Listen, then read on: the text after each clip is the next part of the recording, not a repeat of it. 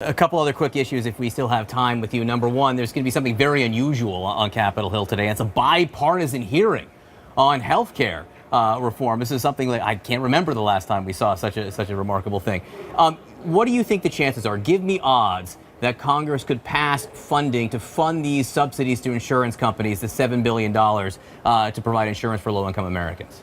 Well, what we know is that there's bipartisan support for continuing and ensuring the cost-sharing reductions, which are subsidies that help everyday Americans afford their deductibles, out-of-pocket costs, and co-pays on their insurance policies. So they go back to the people who need them the most so that they can afford health care.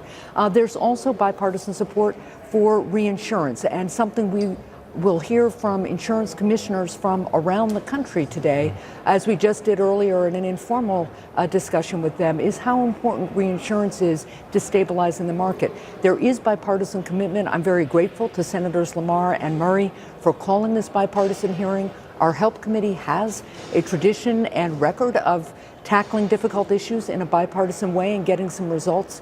And we don't have a lot of time here. So I think what you'll see is us focusing on what the conditions are on the ground, how we can stabilize the markets right now, and then move forward, because Democrats also realize that the Affordable Care Act needs improving, and there are some measures we need to take in the long term to do that.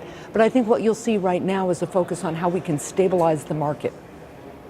Senator, it's nice to have you, and it's nice to see some bipartisanship in this hearing that is going to get underway on Capitol Hill. We'll see what comes of it. Thank you for joining us, Senator Hassan. Thank you very much for having me. Thank you.